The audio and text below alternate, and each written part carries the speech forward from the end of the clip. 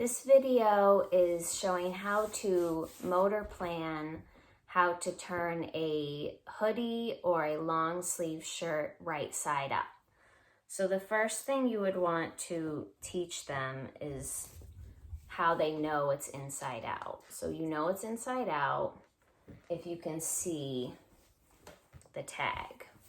So I would ask, is this right side up? And if they say no, then you can begin. So the way I teach how to do this is I have them this is a hoodie, so it's a zippered hoodie. So all you have to do is the sleeves. And the way I teach that is find the sleeve hole. So you grab the collar, which is this part of the shirt. Grab the collar, find the sleeve hole, reach in, grab, and pull. Find the other sleeve hole, grab the collar, reach in all the way. Make sure they reach in all the way. Sometimes kids will reach in halfway and then it doesn't work too well. So reach in all the way, grab, and pull.